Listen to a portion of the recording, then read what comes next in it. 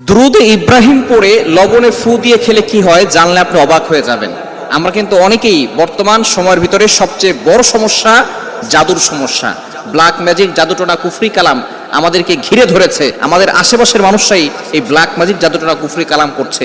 এর ক্ষেত্রে কিন্তু আপনি এই দুরুদে ইব্রাহিমের চমৎকার একটি আমল করে যদি আপনি আমলটি নিয়মিত 11 দিন করতে পারেন, দেখবেন আপনার জাদু কেটে যাওয়ার সম্ভাবনা রয়েছে এবং জাদু করে আপনাকে কেউ ক্ষতি করতে পারবে না।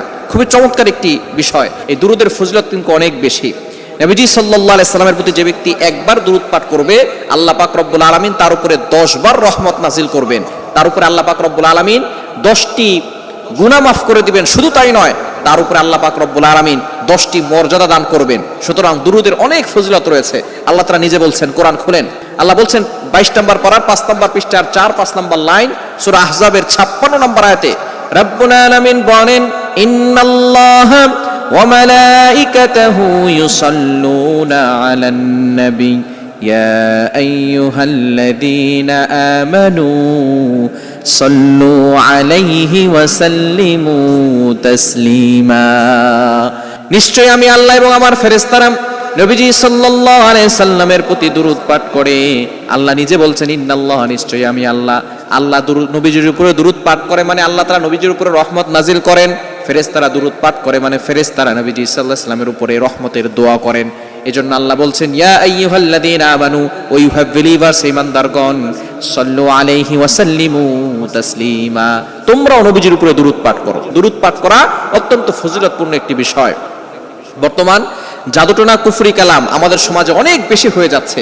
এটা থেকে বাঁচার জন্য জাদুটাকে কাটতে হবে। এটা কাটার জন্য আপনি দৈনিক 5 ওয়াক্ত নামাজের পরে ফজরের নামাজ অবশ্যই পড়বেন এবং 5 ওয়াক্ত নামাজ অবশ্যই জামাতের সাথে পড়ার চেষ্টা করবেন এবং মা বোনরা ঘরে পড়ার চেষ্টা করবেন।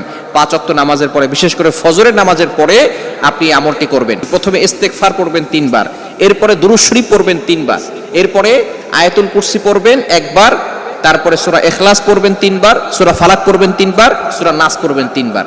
পড়ে এরপরে আপনি সামান্য পরিমাণ লবণ নেবেন।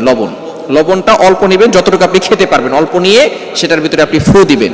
ফু দিয়ে এটা আপনি ওই লবণটা আপনি খেয়ে ফেলবেন যতটুকু আপনি খেতে পারবেন। এটা ফজর নামাজের পরে করবেন আর রাতে ঘুমানোর আগে করবেন। এই 2 বেলা আমল করবেন, ফজর নামাজের পরে আর রাতে ঘুমানোর আগে। যদি আপনি এটা করতে পারেন, তাহলে যদি কেউ আপনাকে জাদুটোনা করে, টানা 11 দিন করতে পারলে কেউ যদি আপনাকে জাদুটোনা করে, সেই জাদুটোনা কেটে যাবে ইনশাআল্লাহ। এবং নতুন করে যাতে করে কেউ জাদুটোনা করতে না পারে, ব্ল্যাক ম্যাজিক করতে না পারে, এজন্য 5 ওয়াক্ত নামাজের পরে আপনি আয়াতুল কুরসি, 4 কুল, সূরা বাকারা শেষ 2 আয়াত এগুলো পড়ে বুকে ফু দিবেন আর হাতে ফু দিয়ে পুরো শরীরকে মাসাজ করে দিবেন।